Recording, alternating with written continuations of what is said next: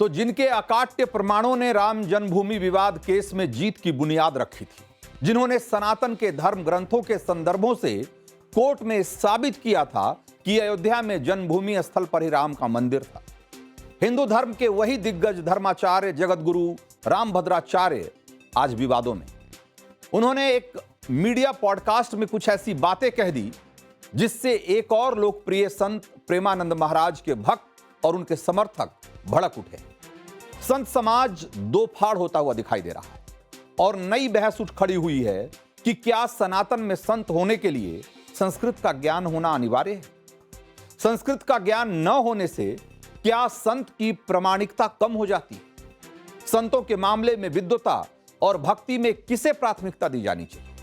जगतगुरु रामभद्राचार्य जैसे सनातन के धर्माचार्य ने ऐसा बयान आखिर क्यों दिया जो सनातन विरोधियों को उंगली उठाने का मौका दे सकता है? क्या प्रेमानंद की लोकप्रियता रामभद्राचार्य को खल रही है? क्या उनके बयानों में उनका अहंकार बोल रहा है, या फिर रामभद्राचार्य ने प्रेमानंद महाराज को लेकर जो कहा उनके अर्थ का अनर्थ निकाल लिया गया? इन सारे सवालों में कई चौंकाने वाले जवाब छिपे हुए। वो सब कुछ मैं आज आपको क्लियर कट बताऊंगा, लेकिन पहले यह जान लीजिए कि यह विवाद खड़ा कैसे हुआ, क्यों हुआ। तो एक मीडिया पॉडकास्ट में रामभद्राचार्य ने ऐसा सवाल उनसे किया गया जिसमें प्रेमानंद महाराज से उनकी तुलना की गई। सवाल में कहा गया कि जैसे आप बिना आंखों के सब कुछ देखते हैं, समझते हैं, पढ़ते लिखते हैं, वो एक चमत्कार से कम नहीं है। प्रेमानंद महाराज के लिए भी लोग ऐसा ही कहते हैं कि वो एक चमत्कारी है। इसी के जवाब में रामभद्राचार्य ने प्रेमानंद महाराज को चैलेंज दे दिया। रामभद्राचार्य ने एक नहीं, चार बातें ऐसी कही जिसको लेकर लोगों को आपत्ति हो रही। उन्होंने जो कहा उसमें पहली बात तो उन्होंने ये कहा कि प्रेमानंद अगर चमत्कारी हैं तो एक अक्षर संस्कृत बोलकर दिखा दें, या मेरे कहे संस्कृत श्लोकों का अर्थ समझा दें। मैं आज खुलकर कह रहा हूं, यह बात उन्होंने कही। उन्होंने दूसरी बात जो कही, उन्होंने कहा कि प्रेमानंद को न तो मैं विद्वान कहता हूं और न ही साधक, न ही चमत्कारी। वो तो मेरे लिए बालक के समान हैं, अवस्था में भी वो अभी और पढ़े लिखे। तीसरी बात जो उन्होंने कही, उन्होंने कहा कि शास्त्र जिनको आए वही चमत्कार है। किडनी न हो लेकिन डायलिसिस तो होता रहता है उनका, डायलिसिस के भरोसे जी रहे हैं, इसे चमत्कार कहना मुझे स्वीकार्य नहीं। और चौथी बात जो रामभद्राचार्य जी ने कहा, उन्होंने कहा कि प्रेमानंद के प्रति मेरी कोई दुर्भावना नहीं है, लेकिन उन्हें विद्वान नहीं मान सकता। ये लोकप्रियता क्षणभंगुर होती है, थोड़े दिनों के लिए होती है। तो प्रेमानंद महाराज वृंदावन में रहते हैं और पिछले कुछ सालों में उनकी लोकप्रियता बहुत गजब की बढ़ी। वो आस्था के नए केंद्र बन गए। बुजुर्गों से ज्यादा उनके दरबार में युवाओं की भीड़ जुटती। सोशल मीडिया पर उनके प्रवचन वायरल होते रहते। राजनीति, खेल से लेकर और फिल्मी दुनिया की बड़ी बड़ी हस्तियां, बड़े बड़े इन्फ्लुएंसर उनके दरबार में पहुंचते हैं। संघ प्रमुख मोहन भागवत भी प्रेमानंद महाराज के आश्रम में पहुंचे थे। प्रेमानंद महाराज की बातें नौजवानों में सनातन के प्रति रुझान और सोच समझ को बढ़ा रही। गजब तो यह है कि उनके प्रवचन गैंगस्टर तक सुनते हैं। पिछले ही हफ्ते कुख्यात गैंगस्टर रोहित गोदारा और गोल्डी बरार ने सोशल मीडिया पोस्ट करके कहा था कि जो भी प्रेमानंद महाराज को नुकसान पहुंचाने की कोशिश करेगा वो अपना अंजाम सोच ले, हम उसे बख्शेंगे नहीं। तो प्रेमानंद महाराज को लेकर इस क्रेज की वजह राधा रानी के प्रति उनकी भक्ति और तप, उनकी सहजता है। दोनों किडनी खराब होने के बावजूद 19 साल से उनका बाल बाका तक नहीं हुआ, और यह बात लोगों को बहुत चौंकाती है। उन्हें इस बात के लिए एक तरीके से उन्हें यकीन दिला देती है कि प्रेमानंद महाराज की भक्ति में शक्ति है, चमत्कार है। और यही वजह है कि अक्टूबर 2023 में बनाए गए उनके सोशल मीडिया अकाउंट पर फॉलोअर्स की संख्या रॉकेट की रफ्तार से बढ़ रही है। वहीं जगतगुरु रामभद्राचार्य का जो सोशल मीडिया हैंडल है, जो कि 2011 का बना हुआ है, और उनके फॉलोअर्स की संख्या प्रेमानंद महाराज की तुलना में 1/4 है। इसीलिए प्रेमानंद महाराज से जुड़े श्रद्धालु रामभद्राचार्य के बयान को उनका अहंकार और जलन बता रहे हैं। संत समाज भी आपत्ति जता रहा है। सुनिए जरा। महाराज भी जो कह रहे हैं वो लोगों को जो अच्छा लगता है वो नहीं कहते हैं, जो शास्त्र उचित है वही बात वो कहते हैं। तो वो संस्कृत से मिला जुलाई है, सिर्फ वो अपने आम भाषा में है, तो इसके लिए उसे भाषा के कटघरे में नहीं रखना चाहिए। कुछ लोगों को उनसे जलन होने लगी है। सभी करोड़ों फॉलोअर्स प्रेमानंद महाराज जी को मान रहे हैं, और रामभद्राचार्य महाराज जी तो अपने आप में स्वयं भी स्वयंभू राम वो हैं, उन्होंने कोई पदवी तो दी नहीं, अपने आप बन बैठे जगत गुरु। महाराज जी प्रेमानंद जी से कभी नहीं मिले, और ना यदि वो मिलते आपस में कोई बात है, ऐसी एक गीता हो भागवत हो, वो प्रतिदिन श्लोक बोल रहे हैं, यदि कोई त्रुटि है कहीं भी तो उस पर बताइए कहाँ गलती है, और यदि गलती दिखाई भी दे रही है तो इससे हमारे सनातन धर्म में विक्षेप हो रहा है। अध जल गगरी छलकत जाए।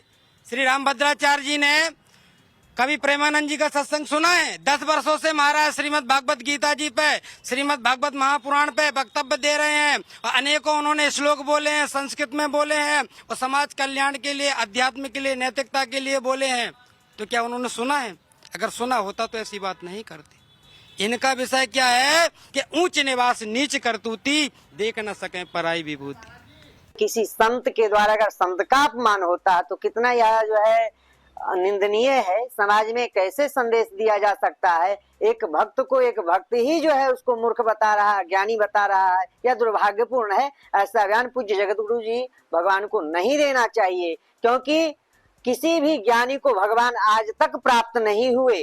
अगर ऐसा कहा जा सकता है कि ज्ञानी को भी भगवान मिलते हैं तो सबरी को भगवान नहीं गले लगाते, सबरी को परम पद की प्राप्ति नहीं होती, जटायुध के भगवान के गोद में प्राणंत नहीं होते। तो रामभद्राचार्य के जिन बयानों पर पूरा विवाद गरमाया हुआ है, उस पर उनके धार्मिक संगठन तुलसी पीठ की तरफ से सफाई भी आ चुकी है, वो भी मैं आपको आगे बताऊंगा। लेकिन उससे पहले प्रेमानंद महाराज को दिए गए जो रामभद्राचार्य के चैलेंज की बात है, जरा उस पर बात करना जरूरी है। सवाल यह है कि जो संस्कृत नहीं जानता, जो संस्कृत के श्लोक नहीं पढ़ सकता, उस पर शास्त्रार्थ नहीं कर सकता या नहीं करता, क्या उसे संत, विद्वान, साधक नहीं माना जाना चाहिए? क्या धर्मशास्त्रों के संस्कृत श्लोकों का हवाला देने वाले ही संत हैं? तो इसका जवाब बिल्कुल स्पष्ट है। ऐसे सवालों में संतों की पहचान से ज्यादा ज्ञान के अभिमान की झलक दिखती है। भारत में तो संतों की एक लंबी परंपरा रही है जो संस्कृत नहीं जानते थे, धर्म ग्रंथों के श्लोक भी उन्हें रटे हुए नहीं थे, फिर भी उन्होंने अपनी बोली में, अपनी बोलचाल की भाषा में सनातन के मर्म को आम जनता तक पहुंचाया। अपने भजन, कीर्तन, प्रवचन से धर्म और संस्कृति की अलख जगाई। उन संतों के नाम आज भी जन जन को याद होंगे। मीराबाई, नरसिंह मेहता, भक्त रैदास, मलूकदास, संत ज्ञानेश्वर, नामदेव, कबीरदास, आपको जितने भी नाम याद होंगे, उन्होंने बोलचाल की भाषा में ही लोगों को सनातन से जोड़ा, धार्मिक शिक्षा दी। वो आज भी जनता की चेतना में मौजूद है। आप खुद से सवाल करिए, संस्कृत जानने वाले, संस्कृत में प्रवचन देने वाले कितने संतों के नाम आपको याद हैं? भारत में सनातन की जड़ें मजबूत क्यों हैं आज? ब्रिटिश राज के बावजूद मिशनरीज यहां धर्मांतरण नहीं करवा पाए, नहीं करवा सकी। तो उसकी भी एक बड़ी वजह यह है कि इस देश में जो धर्म है वो उसकी लोक भाषा में उसका प्रचार होता रहा, और वो लोक भाषा के रूप में ही जिंदा है। आज हिंदू धर्म का सबसे अधिक लोकप्रिय ग्रंथ रामचरितमानस है, जो अवधि में है।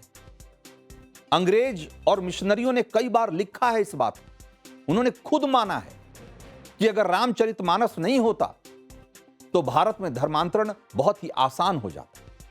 अवधी भाषा में लिखा गया यह ग्रंथ भारत के रग रग में उतर गया, उसकी चौपाइयां हर किसी को याद हो गई। जो संस्कृत जानता तक नहीं था, लेकिन धर्म को उसने रामचरितमानस के जरिए जिया, और आज भी पूरा हिंदुस्तान जीता है। असल कहानी तो यह है कि खुद तुलसीदास संस्कृत में रामायण लिखना चाहते थे। वो संस्कृत के बहुत बड़े विद्वान थे, बहुत बड़े संत थे, और संत समाज ने उन्हें गोस्वामी की उपाधि दे रखी थी। उन्होंने संस्कृत में रामचरितमानस लिखना भी शुरू कर दिया था। चमत्कार की कहानी यहां से शुरू होती। तुलसीदास की रचनाओं में, उनकी जीवनी में इसका जिक्र है। उन्होंने खुद लिखा है इसके बारे में, और उसके मुताबिक वो दिन में संस्कृत में रामचरितमानस के श्लोक लिखते थे, वो रात में अपने आप मिट जाते थे। और कई बार ऐसा हुआ। एक बार उन्हें भगवान शंकर सपने में आए और उन्होंने कहा कि संस्कृत नहीं, लोक भाषा में रामचरितमानस लिखो। और इसी प्रेरणा के बाद तुलसीदास ने अवधी में रामचरितमानस लिखा। तुलसीदास ने रामचरितमानस लिखा। जब लिख लिया तो उस समय भी संस्कृत को लेकर के बहुत सारा पूर्वाग्रह था, और जो संस्कृत के जानकार थे, विद्वान थे, उन्होंने बहुत बवाल काटा। अवधी वाले रामचरितमानस को नकारने की कोशिश की गई। और यहां एक और दिलचस्प कहानी जुड़ती।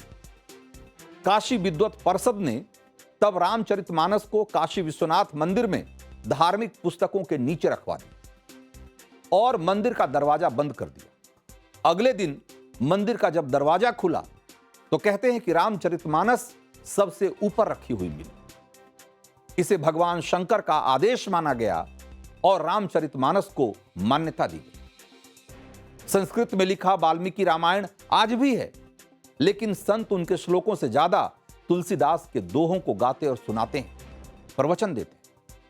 भारत की लोक संस्कृति में ऐसे हजारों उदाहरण मौजूद हैं जो बताता है कि भगवान भक्ति के भूखे हैं, भाव के भूखे हैं, भाषा के नहीं। इसीलिए संतों और सिद्धों को संस्कृत के दायरे में बांधना बिल्कुल सही नहीं। उदाहरण के तौर पर रामकृष्ण परमहंस को लीजिए, जिनके बारे में कहा जाता है कि वो मां काली से सीधे सीधे संवाद करते थे। रामभद्राचार्य की टिप्पणी पर संत समाज इसका भी उदाहरण दे रहा है। केवल श्लोक का अर्थ करना ही कोई चमत्कार अगर आप मानते हो, तो हमारी जो सनातन परंपरा में बहुत सारे संत महापुरुष ऐसे हुए हैं, चाहे वो रमण महर्षि हों, चाहे वो रामकृष्ण परमहंस हों। ये लोग कोई स्कूली विद्या के जानकार नहीं थे, विद्यालय में जाकर के पढ़े लिखे लोग नहीं थे, शब्द जाल के पारंगत नहीं थे, लेकिन उसके बाद में भी विवेकानंद जैसे शिष्य को उन्होंने उत्पन्न किया, विवेकानंद के गुरु बने। ये जरूर लोगों को विरोध करना चाहिए कि एक संत के प्रति इस तरह से बातें करके आपस में खींचतान और फूट प्रतीत हो लोगों को संत समाज में, ऐसा व्यवहार नहीं करना चाहिए। देखिए, हमारे आचार्य हैं जगतगुरु रामभद्राचार्य जी महाराज महापुरुष हैं, और पूज्य प्रेमानंद जी महाराज भी महापुरुष हैं। मैं तो निवेदन करूंगा, छोटी मुख पर ही बात हो जाएगी। दोनों महापुरुष हैं और दोनों ही महापुरुषों को ऐसी बातों का समाज में नहीं करना चाहिए। इस प्रकार से समाज में क्या है कि बहुत तेजी से जो लेफ्ट टाइप के लोग हैं, जो सनातन द्रोही लोग हैं, वो इस चीज को इस प्रकार से फैला रहे हैं जिसका जवाब नहीं। इसके नाते दोनों महापुरुषों को पड़ेगा जल्दी नहीं।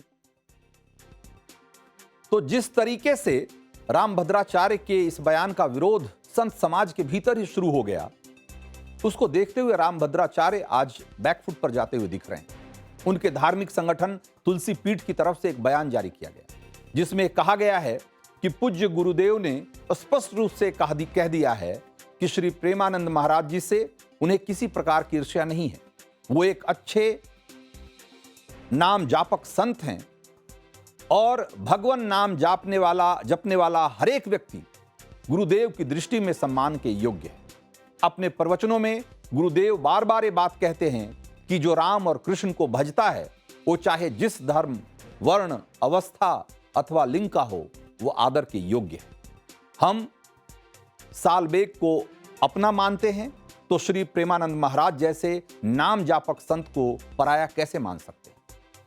रामभद्राचार्य की सफाई अब आ चुकी, लेकिन प्रेमानंद महाराज ने उनके बयानों पर कोई प्रतिक्रिया अभी तक नहीं दी। उनके स्वभाव को देखते हुए माना जा रहा है कि उनकी तरफ से कोई प्रतिक्रिया आएगी भी नहीं, क्योंकि संत का स्वभाव विवादों में फंसना नहीं, बल्कि उलझनों से लोगों को निकालना होता है। For more of such videos, do like, share and subscribe to ET Now Swadesh.